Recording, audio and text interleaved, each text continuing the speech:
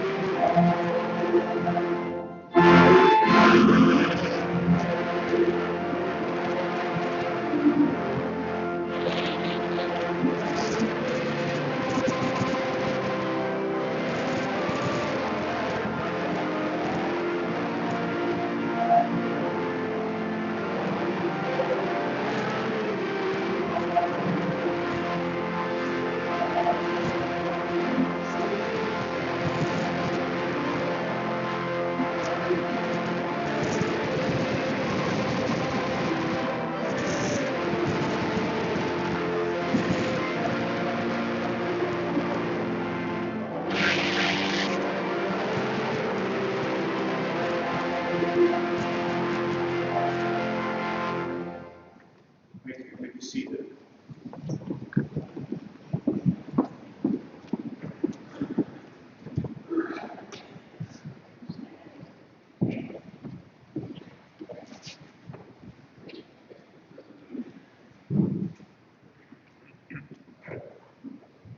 I'm Dr. Carla Krebs. This is my partner, Ted Loises. And because we've been in practice for many years with Steve Meadows, Julie asked us to speak regarding his work as an ophthalmologist. I find it really hard to talk about Steve as a physician without talking about Steve as a person, because he brought so much of his person into the office. He was involved in every aspect of our practice, and he took the time to become personally involved. He not only knew our employees, but he knew their families, and he knew their kids, and he knew their pets, and he knew their hobbies. And because of that, our practice had the atmosphere of a family. And I thank him now for that, because now more than ever, we need a sense of family. Steve also took the time to get to know his patients on a very personal level. Even though he was extremely busy, he always took the time to listen to his patients' life needs. This week, one of his elderly patients told Dr. Miller a story that I think exemplifies that. She said that in her last office visit with him, he was running late, and she got the feeling that he was in a hurry. So when she was done with the exam, she got up to leave. And Steve turned around and looked at her and said, "What? You don't have time to talk to me today?" So she said, she turned around and they talked, they chatted for a while, and then she said, "You know, he always made me feel like he genuinely cared about me. That's just how he was. He always made people feel like they were his only concern." And he truly was concerned about his patients. He was so meticulous about his surgery, and he did everything he could to ensure that his patients got good surgical results. He used to say, "You know, Carla, in the end, we're always surgeons. We may do things like diagnostic testing and prescribe drops and do other things, but the bottom line is what our patients want is good surgical results, and that's why they come to us." And so he did anything he could to be sure that his patients had good surgical results. He analyzed his data, and he tweaked his nomograms, and he spearheaded purchases of new medical technology like the Aura and the femto laser that we're using today at the surgery center. And his post-op results were just extremely accurate. And I think that his patients will thank him for that. Because he was so passionate about his surgical results, he was also an innovator. He always wanted to be sure that our practice was on the cutting edge and that we had all the latest equipment and did all the newest procedures. 2 or 3 times a year, we would go to national ophthalmology meetings, and he would always come home with his ideas. And when he presented his ideas, he didn't say, gosh, I saw this idea and I think it's neat. He said, no, I saw this, I'm really excited about it, I've talked to the reps, I've scheduled up trials, and by the way, I think this is how we're going to pay for it. And he is so enthusiastic about his intentions that he would motivate the rest of us. Just last fall, he came home from the American Academy of Ophthalmology meeting, and at this meeting, he had been talking to representatives from an organization called C International. And what that is an organization that takes U.S. ophthalmologists and pairs them up with ophthalmologists in some underserved third world countries so that we both do surgery and also train those other ophthalmologists to do surgery so that it increases the amount of people that can be helped. And Steve was so excited about trying to do this type of work. And he came home and he had the pamphlets and he had all the emails and all the contact information. He's telling me all about this. And next thing you know, he's talking about going with him. So we were in the process of planning that trip, and he passed before we could actually go. But I wanted to share that story with you because I think it demonstrated just how caring of a person Steve was. He always put everybody in front of himself. Even in his final hours, he was calling Ted and I both to make sure that his patients were rescheduled correctly while he was going to be recuperating. And I couldn't believe that all that was going on through medically, that he was all concerned about his patients. In fact, on one of his last text messages to me, I had voiced my concern about his deteriorating medical condition. He told me, stop being such a baby and go to bed. He was just such an unselfish person. So in closing, Julie asked me about Steve and his work, but I think his work can be summed up by one of our colleagues at the surgery center when she said to me, Steve is what ophthalmology aspires to be. But to me, Steve's work was filled with his personal values, so that in aspiring to be more like him professionally, it mandates that we aspire to be more like him personally. So I hope that we all aspire to be more like Steve Meadows. And I hope that in remembering Steve, we will remember to be more caring, more compassionate, more committed to others, and more devoted to our families.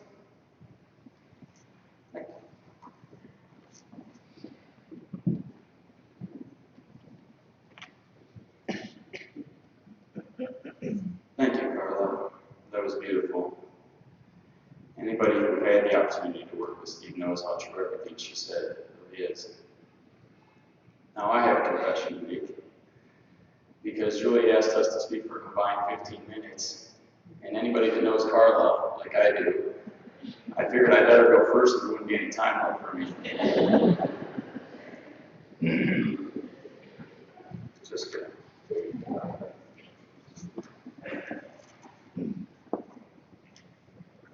I first met Steve about 8 years ago. I was in my last year of residency at Ohio State. He called me to see if I was interested in moving back to Cleveland and interviewing for a job at the Fairview Eye Center. I felt like I already knew him because we had many common friends that overlapped in our training at OSU. Over the next couple of months, we spent hours on the phone as I was trying to make a decision for my future. And I was always amazed at his patience, kindness, and honesty, sometimes to a fault. I would ask him, well, I heard this about so-and-so. And his initial response would be very brief and almost rehearsed. But eventually, guilt or something would take over, and he would start telling and blurting out the whole truth. Often more than I wanted to know or should have known. Nonetheless, I eventually took the job, spent the next 7.5 years watching our friendship and our business grow. Having a business partner is very similar to a marriage. You must work together to make many difficult decisions, managing finances, managing people rather than children. We experienced many ups and downs, but stuck together through it all. And just like any marriage, over time you get to see the good, not so good, and downright ugly in each other. For the love and respect of Steve and Julie, but mostly for the sake of time, I thought we should focus on the good. And there was a lot of it. One thing I personally miss most is our annual trip to the American Academy of Ophthalmology meetings in Chicago or Las Vegas. This is where we really had a chance to hang out more as friends than as business partners. Breakfast at Sunny Side Up, dinners with just the three of us, Steve, Mary Beck, our practice manager, and myself. Late nights with our fellow OSU alums. Carla, you're going to have to start coming to these meetings or it's going to look like Mary and I are going on a date next year. To say that his patients really loved him is truly an understatement. Dr. Gwen Miller would see a lot of his patients after surgery, and she said his patients would always say, "He's not my doctor, he's my friend." Gifts? Sure, he received countless cards, boxes of chocolates, bottles of wine, but also the most amazingly intricate handmade wooden tissue boxes and wine racks. I would see these things pile up on his desk and wonder, what was he really doing in those exam rooms? And he loved his patients. Dr. Paul Weber, an ophthalmologist and former chair of the department at Ohio State, who served as a mentor to both of us, would often say, we as ophthalmologists are blessed to have the ability to do what we do each day. This is a privilege. Understand, protect, and respect that privilege. I remember this frequently as the frustrations of dealing with healthcare can easily distract us from the reason we are really doing what we do. And I know Steve felt this way too. As Carla said, he spent so much of his time fine-tuning his surgical skills and algorithms to obtain the best possible outcomes. He thought about his patients to the very end and was so concerned about their well-being. He sent an email to Mary at 1:18 a.m. on Friday while he was at the hospital regarding a patient he had forgotten to call back. Now, the best, most remarkable, saddest, and ironic thing about this last email is that it really did show how much Steve loved his patients because he actually sent an email. Carla talked about how Steve always wanted to be at the cutting edge of technology and ophthalmology, and this is the truth, but he couldn't stand email. If you really needed to tell him something, find some other way to contact him, but don't email him. Just ask a poor company that we contracted with once and was sending him bills for months and couldn't figure out why they weren't getting paid.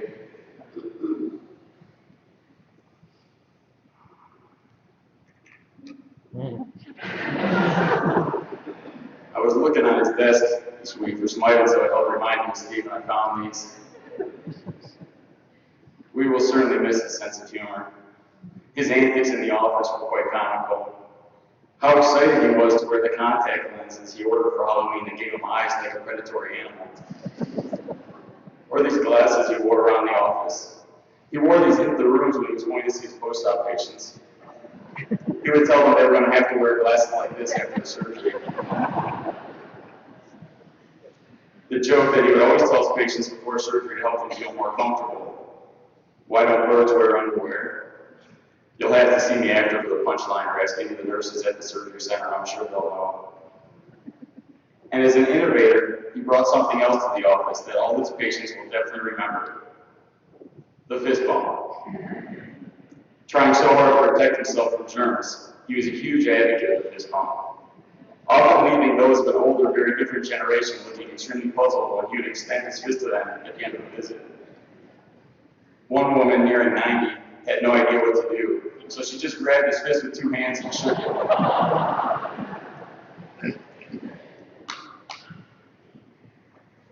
For the last few years, I stopped making New Year's resolutions. I would choose one word to focus on for the year, just one word. And I try to do three things every day. I call them reps, R-E-P, read, exercise, and pray. But I was forgetting some other very important things. Spending a lot of time reflecting this week. I recalled the words of Jimmy Melvano in a speech he made at the ESPYs in 1993, just before he passed. He also said there are 3 things you should do every day, and they are as follows: laugh, think, and have our emotions move to tears, through happiness or sadness, to cry. That makes for a very full day. Steve, I know you're listening. I thank you for reminding me of these 3 things, as I've done plenty of each this past week in remembering you. Today we gather to celebrate the life and mourn the loss of a physician, a surgeon, a father, a son, a husband, a brother, an uncle, a nephew, a boss, a colleague. Steve truly was an exceptional clinician and surgeon, yet to his patients and to all of us he was so much more. You were a dear friend. We should all remember to take that extra time to make people feel special, just as Steve always did. Until we meet again, may his memory be eternal.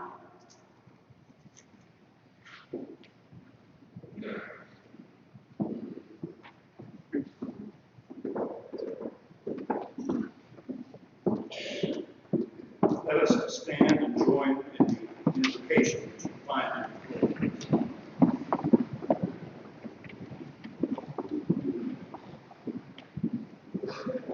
The Lord be with you. And also with you. Let us pray. Everlasting God, in Christ's resurrection, you turned the disciples' despair into triumph, their sorrow into joy. Give us faith to believe that every good that seems to be overcome by evil, and every love that seems to be very bad, shall rise again to life eternal. Through Jesus Christ, our Lord, and reigns with you forevermore. Amen. Thank you.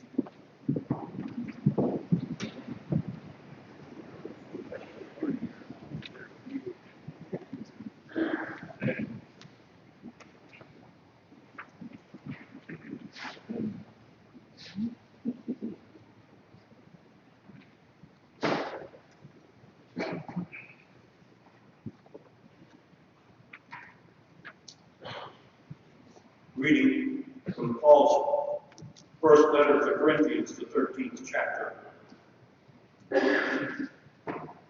If I speak in the tongues of men and of angels, but have not love, I am a noisy gong or a clanging cymbal. And if I have all prophetic powers, and understand all mysteries and all knowledge, and if I have all faith so as to remove mountains, but have not love, I am nothing. If I give away all I have, and if I deliver my body to be buried, but have not love, I gain nothing. Love is patient and kind. Love is not jealous or boastful. It is not arrogant or rude. Love does not insist on its own way. It is not irritable or resentful. It does not rejoice at wrong, but rejoices in the right. Love bears all things, believes all things, hopes all things, endures all things. Love never ends. As for prophecies, they will pass away. As for tongues, they will cease. As for knowledge, it will pass away. For our knowledge is imperfect, and our prophecy is imperfect. But when the perfect comes, the imperfect will pass away. When I was a child, I spoke like a child. I thought like a child. I reasoned like a child. When I became a man, I gave up childish ways. For now we see in a mirror dimly, but then face to face. Now I know in part, then I shall understand fully, even as I have been fully understood. So faith, hope, love abide, these 3. But the greatest of these is love. Amen.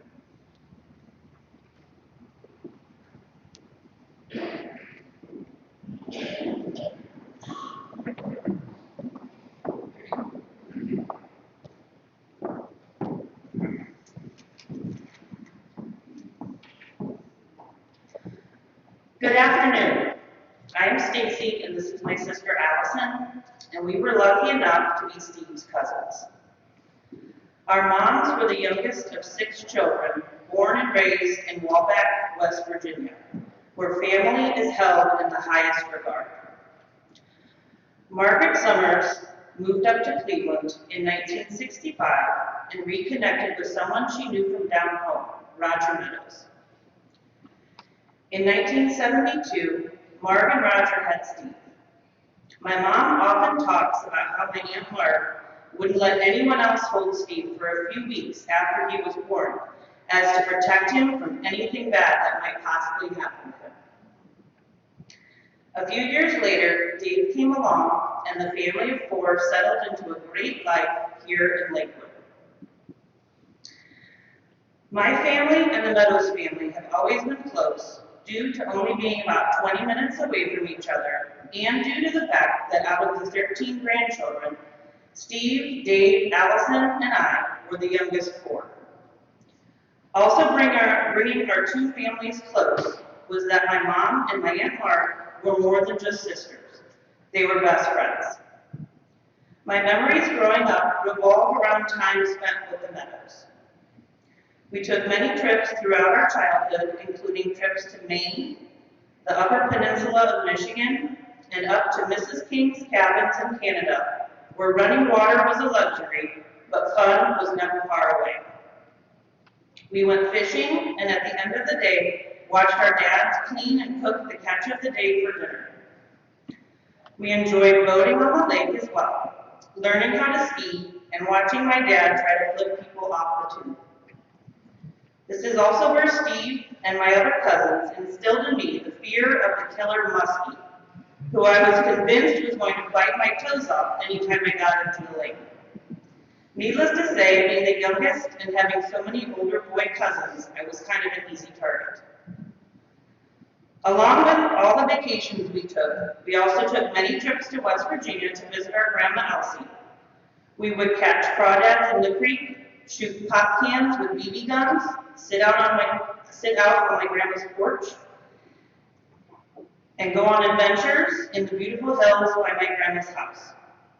One time, my sister, Dave, Steve, and my dad and Uncle Roger went up to find a rope vine to swing on we had heard about. We had a great time swinging on the vine, but the memory that stands out to me was that Steve wore my pink fluorescent winter hat the whole time, so that he wouldn't be mistook for a deer by the hunters in the area. Our entire family was tested 2.5 years ago when my Aunt Marg passed away. Her passing was difficult, and we still miss her dearly. Luckily, the Meadows have remained a strong family unit, making time spent together a priority. They took a trip out to Breckenridge together and have spent many Sunday night dinners together, along with countless holidays and special occasions. Last winter, Allison and I were lucky enough to go out and join Steve, Dave, Catherine, Finn, Owen, and Fenya at Peak and Peak for a day of skiing. My favorite memory of Steve was from 2010. My dad, Allison, Steve, and I ran the turkey trot together on Thanksgiving Day. It was a big challenge for me, as I had never run that long of a race. We started the race, and Steve and I were able to pull away from my dad and Allison. The whole race, Steve stayed just behind me, giving me words of encouragement throughout. Even at about mile 4, when I wanted to slow down or even walk, I knew I could keep pushing because of Steve's support. He was so proud of me, and I was thankful that I was able to finish that race with him right there with me.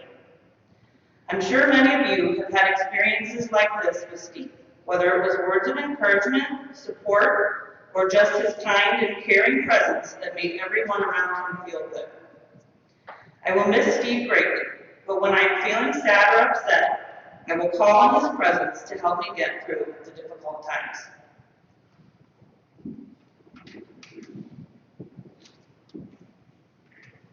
I looked up to Steve and in many ways tried to follow in his footsteps.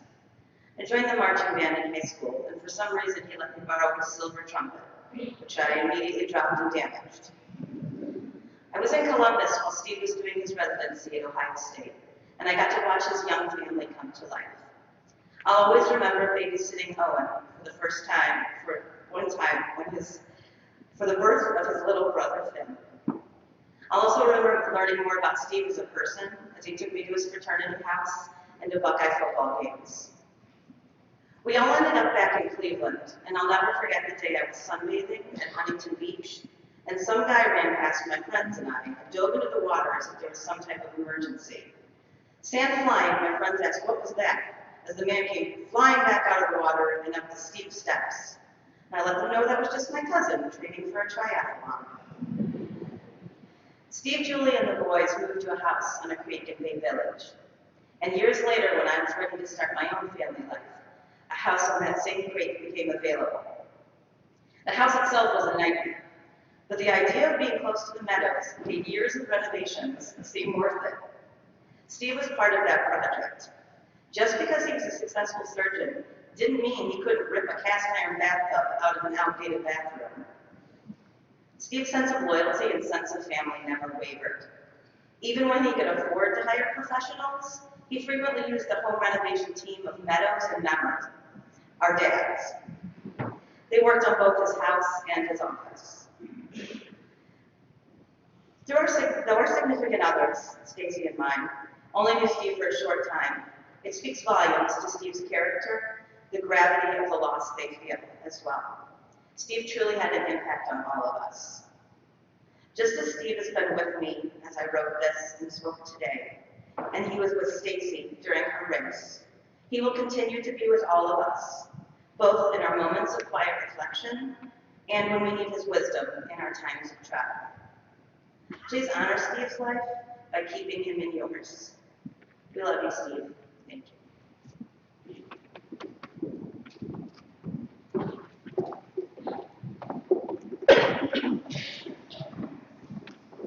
Let us now stand and join in singing the first and third verses of hymn number 593, Here I Am.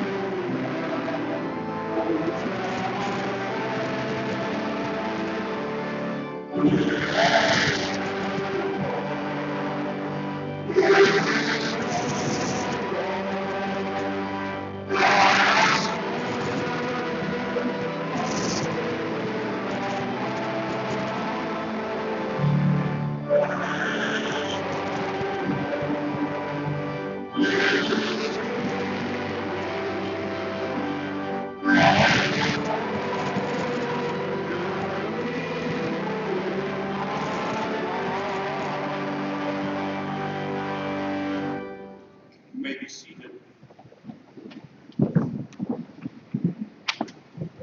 Now let us join together and pray with one voice the prayer that our Lord taught his disciples to pray.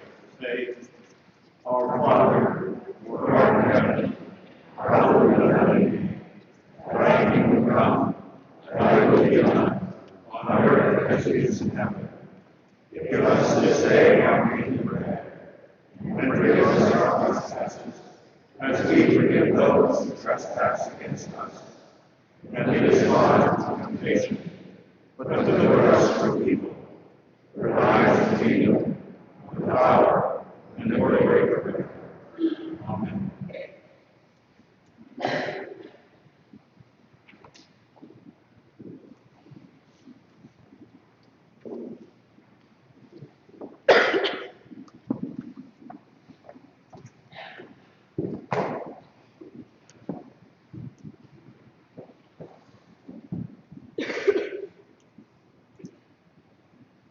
You're nobody until somebody loves you. Well, Steve was somebody. Hello, and thank you all for coming out to show your support to Steve's family and one another today. I am moved by looking around this audience that so many people have come out to say their farewells, share stories, and provide some comfort during this tough time. Let me introduce myself and explain why I'm here. My name is Dylan Cook, and I am Steve's friend. We met in college, we're members of the same fraternity, and formed a friendship and a brotherhood that will last the rest of my life.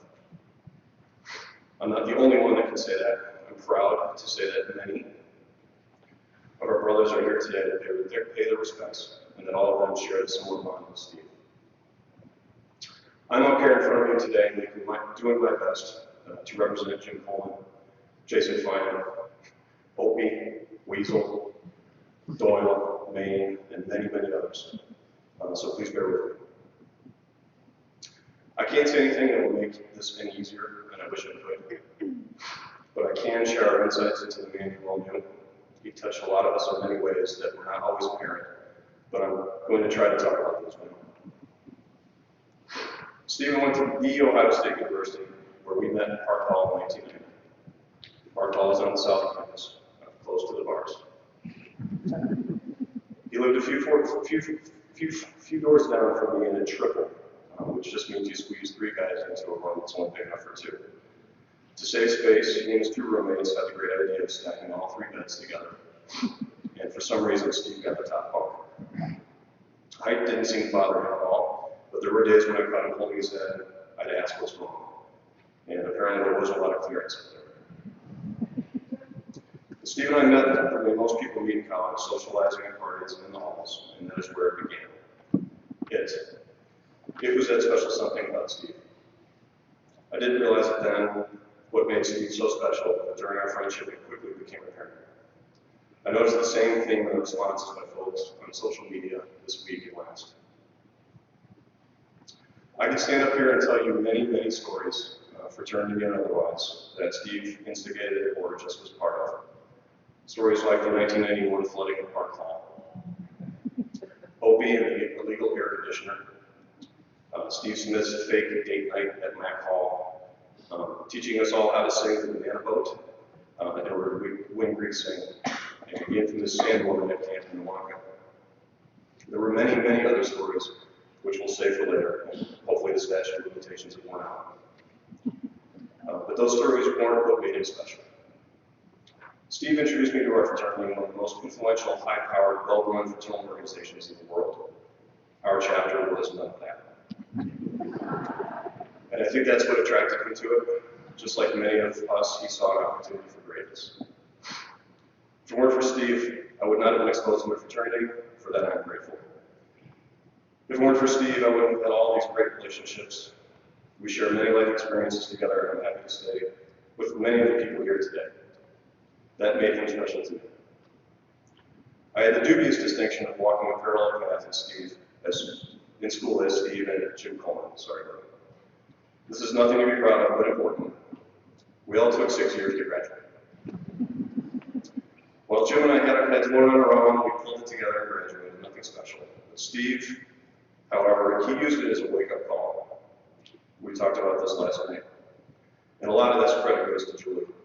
A lot of it. He went from having, let's just say, a near negative GPA, which I know a lot of people are surprised based on what you just heard, and hunkered down to not only graduate, but also get accepted into med school. Think about that turnaround. To me, that was impressive. I use the analogy of a guy sitting around drinking plenty of poker, having fun, just waiting for the starting gun to go off, knowing he would win the race. I knew he was intelligent, but once he was ready to do something, he just did it. That motivated me, and I think that had the same effect on many of others. That made it special. Looking at the posts on social media this week, a theme started to reappear, one that I didn't notice as much in school, but made me smile. And Steve, as I said, always had my back, but I don't think I spent enough time looking back at him and watching what he was doing while he was coaching me. Steve constantly was pushing people with subtle conversations, giving advice behind the scenes, using positive reinforcement, but only when he felt it needed to be done. I began to notice him coaching the younger members when no one was looking, but when it came time to perform, he held himself and everyone to a higher standard. His motivation style was different, but in many ways more effective, more personal, and more human. That made it special. As I saw the messages online and the notes from people, it became even more obvious. He did not truly flourish in college. He did succeed, but when he really began to bloom was when he focused on his calling. When he turned things around and became a doctor, a husband, and a father, that was when he became truly special. I'd like to share some thoughts from my brothers. I'd like to start with a quote that a couple of us thought was appropriate. You're measured by the effect you have, not on the length you are here. I think Steve embodied that. Steve was a leader. I always remember his laugh. Kind-hearted, genuine, genius, thoughtful. Generous with his time and otherwise. This is one we noticed yesterday. Happy. He always had a smile. Fun, transparent, authentic. His attitude was amazing. And this is an important one. He always had a plan. Youthful, authentic, rebellious, passionate, nonconformist. His fortitude, the hard stuff in life. He just did it, and he didn't complain. He rarely, if ever, sat in judgment. I know he had opinions, but if he had them, he would tell you, and when he did it with a subtle recommendation, he did it quietly. Unless you thought it was just stupid, and then he would say, that's stupid. Now, he was not a perfect man, no one is, and I'm not going to highlight his flaws, but I do want to mention one thing that I'm not sure was negative or positive, but I heard this term used as well in a posting earlier this week, and it's appropriate. Happily naive. Some things in life he had no time for, like why garden tools shouldn't be left on the basement stairs in the dark. He focused his time on what he knew to be important, and that was you all. I'd like to conclude by saying the one last thing I would have said to Steve if he was still here. You did a great job being a father, a husband, doctor, and friend. Your legacy will be seen when the people you influenced choose to carry on your efforts to help make other people better for no other reason than it's the right thing to do. It will be seen when they defend what they think is right and stand up for themselves and others. It's up to them. You know you can't make them, but you gave them a lot of people a head start. I'm confident that when we see all these folks continue your work, we will see your legacy in action, and I, for one, will smile. I'd also tell Steve that he is loved more than he knows, and that we will all be more than okay because we had him in our lives. We all had Julie's back. Finn and Owen, they are the embodiment of your legacy, and we will be there for them when they need advice, a helping hand, or a swift kick in the butt. Godspeed to you, and I hope to see you again someday. You are my friend, my partner in crime, our brother, and my buddy.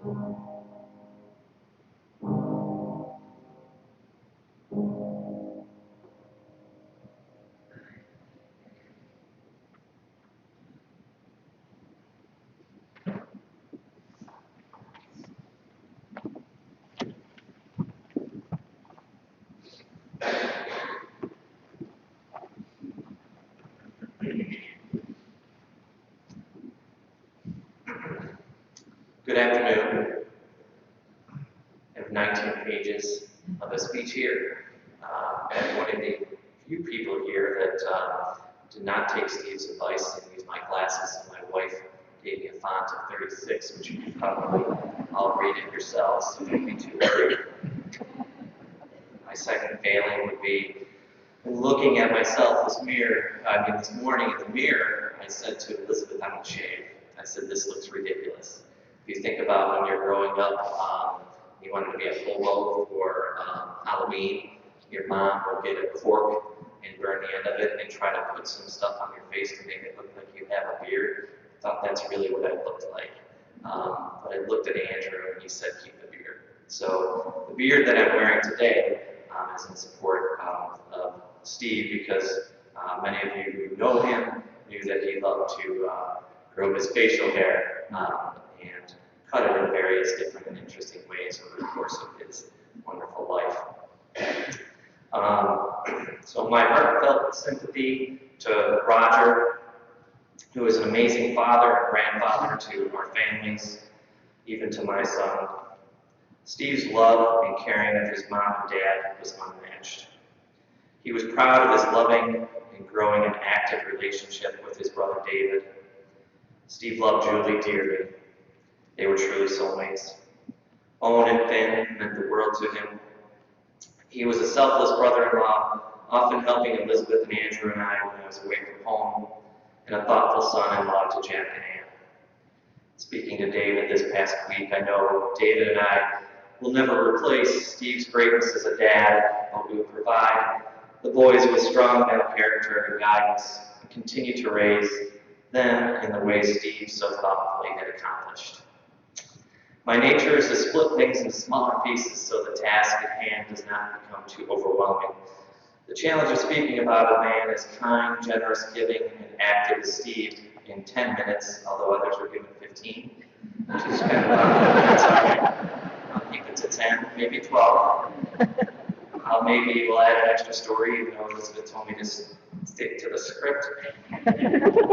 But as Steve often tackled challenges head on, I will do the same. I've divided my comments into 3 parts.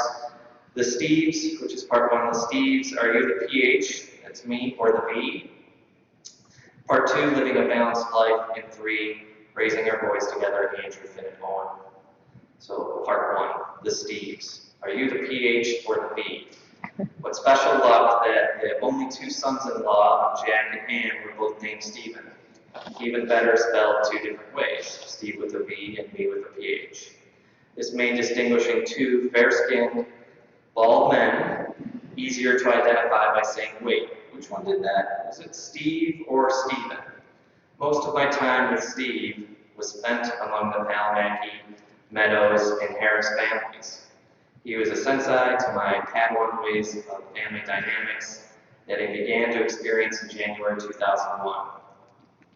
Whenever I was overwhelmed with many questions from Ann or Marty, gentle suggestions from Dad, or offers of more food and pie from Marge, she's great at pie, Steve was always there to sit next to me and ask me how I was doing. He always made me feel welcome and at ease in any environment. The respect and gratefulness I felt towards him is difficult to describe.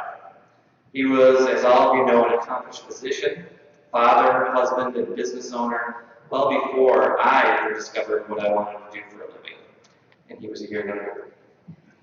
Yet when I was with Steve, he never once made me feel as if I was anything less than full of potential and someone just waiting to find his way to success. He believed in me before I believed in myself. I have 2 memories of Steve. This is going to throw Elizabeth into a tizzy. My first memory is a little bit antithetical to what all of you know. I may be the one patient that Steve had, first time you ever met them, that was not a success. Elizabeth will remember this. I went and helped him with his new office in Fairview to kind of get their systems up and running and to just be able to see patients. It was on a Sunday. So I went there and met with one of the many people that Steve worked with and loved, and he did an eye exam on me, my first in about 10 years, so I really didn't know what to expect. And he dilated my eyes that day. And it was not, there could not have been a brighter, sunnier day than any other day in Northeast Ohio.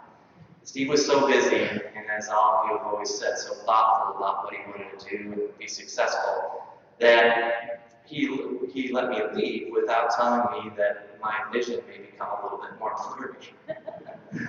I didn't even get one of those cool little wraparound sunglasses that I could put on my regular sunglasses. Throughout the whole drive home, I probably said some choice words about Steve because I squinted at everything and I still to this day don't know how I made it home. But 2 weeks later, Steve had given me, which I lost about two months later, which Elizabeth would know, but I always said I wanted a pair of these sunglasses. He brought those sunglasses over and dropped them off to me. So he was making up for maybe a little mistake that he had put on the front end. But I know he was just a wonderful physician. My second memory that I want to share is October 2002. I was running a Columbus Marathon, and I'd asked Steve to run a mile with me at the 20-mile marker. At that point in my life, I suffered from anxiety and was worried I wouldn't finish for a variety of different reasons, medical-based, probably healing over, something along those lines. As scheduled, he met me at mile 20. He asked how I felt and said I looked great, all the reassurance I needed to continue the race and not fear that I was on the brink of collapse.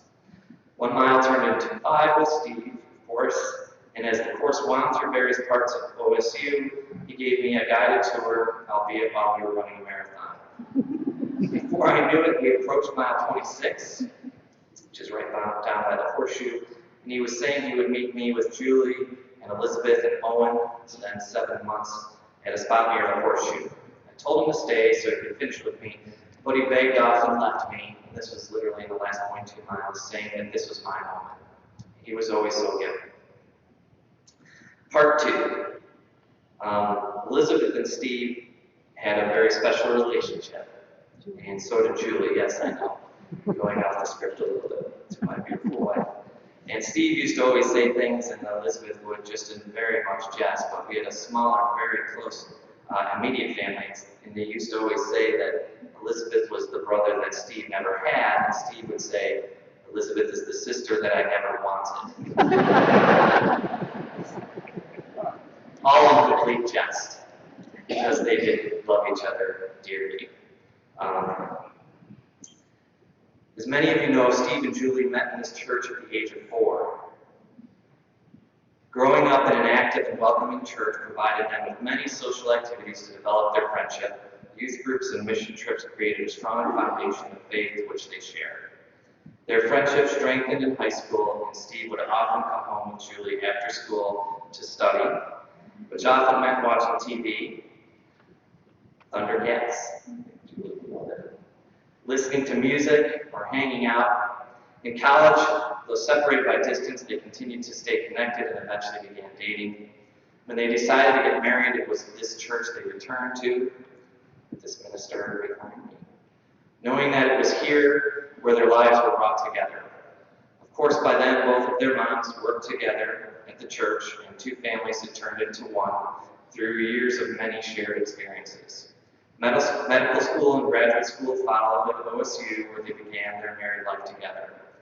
Becoming involved with the American Youth Foundation's Camp Minnetonka and Camp Mira Vista was important to both Julie and Steve. Living a 4-fold, balanced life is the essence of the camps. The emblem, a cross with 4 letters, S, R, N, P, highlight the areas of focus: social, religious, mental, and physical. Steve lived a 4-fold life every day. Steve was as social as they get, as many of you know. Having friends near and far from every chapter of his life was something he was so proud of. And maintaining those friendships was a strength of Steve's. Each patient in his practice truly felt, because he felt, genuinely, and they loved that he listened and genuinely cared about them. The religious aspect, of course, began in this church, but later morphed into a broader spirituality Steve and Julie explored together.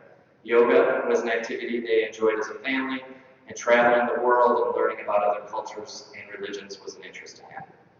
Mentally, Steve was a lifelong learner. Whether for school or medicine, business, boating, or travel, Steve was always well-read and researched every decision he made. When applying for medical school, he asked Elizabeth to do a mock interview with him. They sat for hours together predicting questions that would be posed and rehearsing his answers. They videotaped the session so they could review his responses. Clearly, the preparation paid off. Finally, the physical aspect of a 4-fold life, Steve loved being active. Running around his neighborhood as a child, I've heard many of those stories, and how he was apt to get hurt too. Climbing trees with David, golfing with Roger, playing ultimate frisbee with friends, or swimming, skiing, and biking with Owen and Finn. He was always busy. I invited him to join me for racquetball during my tenure at Baldwin Wallace. He was not very good, and I'm not very good either, but eager to become better, as he was in everything he did. Buying each of us protective eyewear, he was shocked that I didn't have eyewear on when he came to play for me the first time.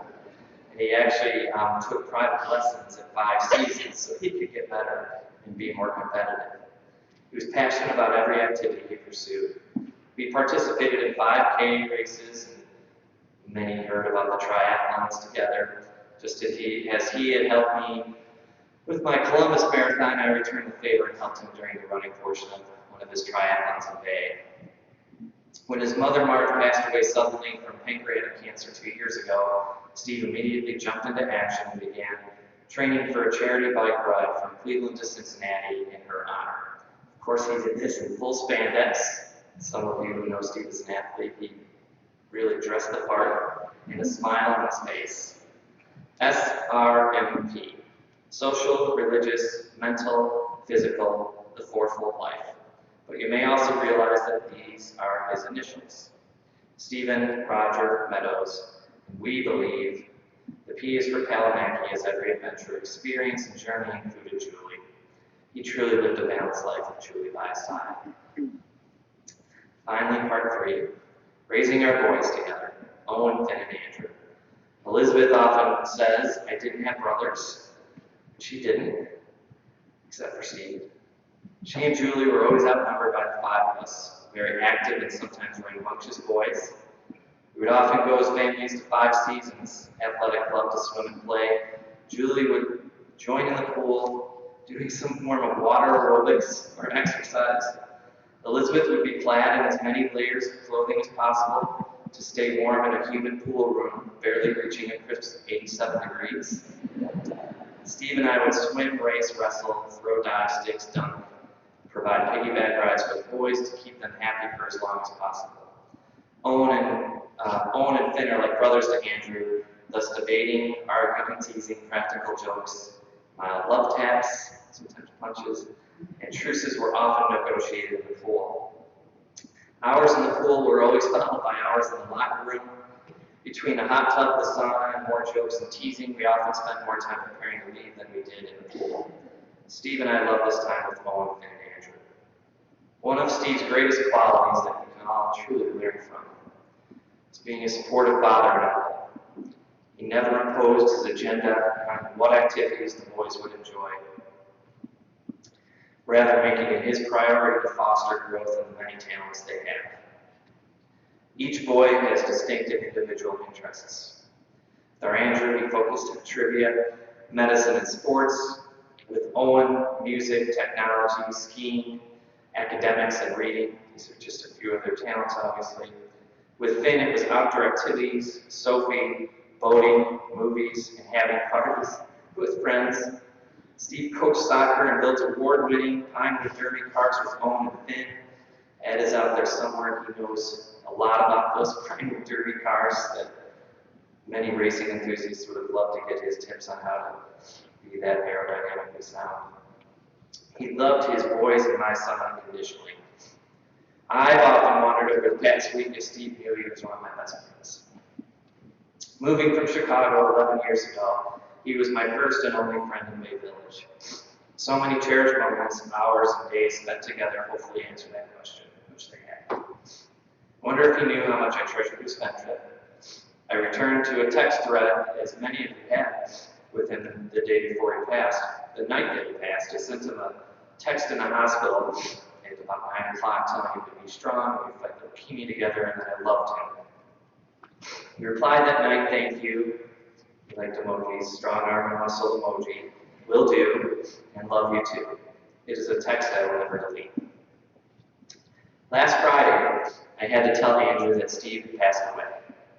I told him that Uncle Steve loved him dearly, passed peacefully, and that God needed an ophthalmologist in heaven to help the angels look down upon their loved ones with clear vision. To all of you, I know we will continue to rejoice in the wonderful way Dr. Meadows, our friend, brother, son, husband, and Father touched each of our lives. Steve is a testament, truly testament, to living each day to the fullest. And I'm confident he would want us to he would want us to continue on his behalf. Do not let this death allow you to wallow in your sorrows, but rather use his life as an example of how to live each day with passion and pursuit. I definitely know he would want that. Thank you.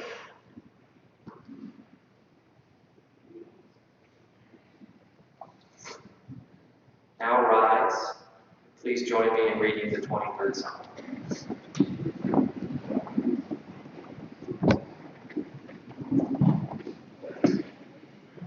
The Lord is my shepherd.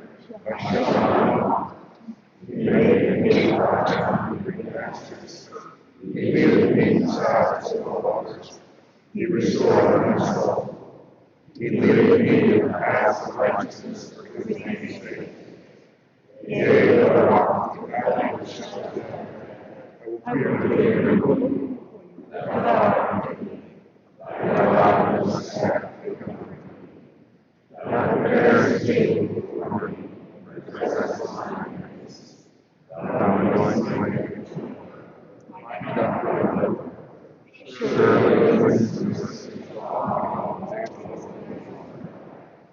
I will dwell in the house of the Lord forever.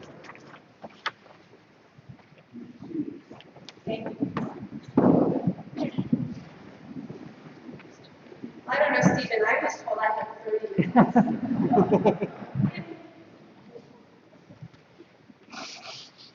It was almost 20 years ago in this very sanctuary that I had the honor of pronouncing Steve and Julie as husband and wife. And based on the temperature today, it might have been very similar as to what it was June of 1997. They were young and in love, and it would appear that not much had changed over the years. As I was preparing for today, I wanted to see if I could find the file that I had from their wedding. And because I'm old school, by file, I mean an actual manila file folder. It had all the wedding details in it, and I found it. It had their program, their invitation, and even a copy of the wedding vows that they spoke to each other. In their vows on that day, they promised to laugh together in joy, to grieve together in sorrow, to grow together in love. And you know, the more I reflected on these vows, the words they chose are actually, I think, an inspiration for us today as well.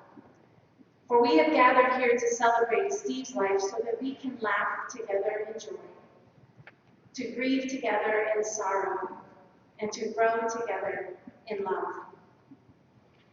That's what all these wonderful stories we've been hearing have been all about laughing and grieving and growing through the memories of our time spent together with Steve. Over this past week, I had the privilege of hearing so many wonderful stories, and I realized that much of what would become the foundation of Steve's life happened when he was just 4 years old. At that time, he began preschool here at Lakewood United Methodist and became friends with a little girl named Julie Powell, who would become his lifelong best friend, soulmate, and the focal point of his future. Also at that same time, when he was 4 years old, little Steve Meadows had eye surgery at Lakewood Hospital for a lazy eye. And that would become the foundation for his lifelong growth into a professional ophthalmologist who, after residency, would return to Lakewood Hospital to perform cataract surgery in the very place where he had been a patient a lifetime ago. Throughout the rest of Steve's childhood, he was nurtured by a loving family. He got into mischief with his brother David. He was sustained by many wonderful family meals, lovingly prepared by his mother Marge, who also left us way too soon. And he was given the skills by his father to become a carpenter, a bowler, and the first one in his family to graduate from college. Together, his family laid the foundation for Steve to become a compassionate husband, father, friend, and doctor later in his life. The scripture that kept coming to my mind as I was listening to these stories was from Ephesians chapter 1, verse 18. And that reads, I pray that the eyes of your heart will be enlightened, so that you will know the hope to which you have been called. I pray that the eyes of your heart will be enlightened, so that you will know the hope to which you have been called. It would seem to me that Steve knew how to enlighten the eyes of those around him, so that their hearts would know the hope of renewed sight and unlimited vision. In fact, in many ways, I feel that the eyes of my own heart have been enlightened and given hope by learning more about Steve and his life. I've been given hope by Julie and Owen and Finn and the stories of their many family adventures together, traveling the world, playing chess, swimming, surfing, hot ballooning, biking, boating, playing with their dog Sophie, eating big meals together on Sunday evenings, and just loving on each other. When I asked Owen and Finn to tell me about a favorite memory with their dad, Owen shared that his dad made a mean grilled cheese sandwich and loved the Maverick roller coaster at Cedar Point. And Finn remembered his dad taking him along to the office one day, and something about Steve letting him shine a laser in some lady's eye. But I'm not entirely sure if I got that story. We have all had the eyes of our hearts enlightened by our time spent with Steve. And in spite of the very real pain of this sudden loss, we have hope. Hope that God will walk with us through this pain. It may be slow, there will be ups and there will be downs, but God is always, always by our side. I find comfort in the words from Romans that read, For I am convinced that neither death nor life, nor angels, nor rulers, nor things present, nor things to come, nor powers, nor height, nor depth, nor anything else in all creation will be able to separate us from the love of God. The love of God is a powerful thing. For even when we may not be able to feel it in the moment, it is still there. Nothing can separate us from God's love that will carry us through this tough time and into a hope-filled tomorrow, one step at a time.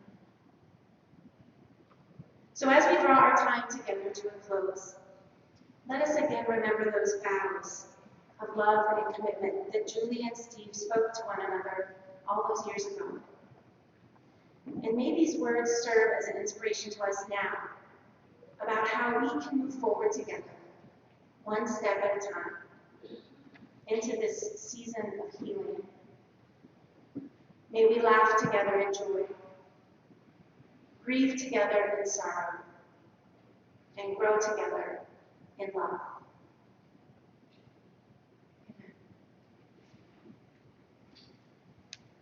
So to close, I'm going to pray the prayer of commendation for Steve Meadows. Let us pray. God of us all, your love never ends. When all else fails, you still are God. We pray to you for one another in our need, and for all anywhere who mourn with us this day. To those who doubt, give light. To those who are weak, strength. To all who sorrow, your peace. Keep true in us the love with which we hold one another. In all our ways we trust you. And now into your hands, O merciful Savior, we commend your servant Steve. Acknowledge, we humbly pray, a lamb of your own fold. Receive him into the arms of your mercy, into the blessed rest of everlasting peace, and into the company of the saints of light. And together, all God's people said, Amen. So before I offer the benediction and we draw our time together, I want to mention that the family has warmly welcomed you to join them for a cookie reception downstairs in the reception hall. So once we are finished, as you join the family, that will be a gift to them, to share more stories and to have more time spent together. I will offer the benediction, and then we will have a few verses of Amazing Grace that we will sing together, followed by, I believe there's a bagpiper who will then come and play Amazing Grace for us, as well as we lead the family out into the reception area. Now, may the road rise up to meet you. May the wind be always at your back. May the sun shine warm upon your face, the rain fall softly on your fields. And until we meet again one day, may you be held in the palm of God's hand. May the memories that we have shared linger on and on. Go in peace and in the amazing grace of God.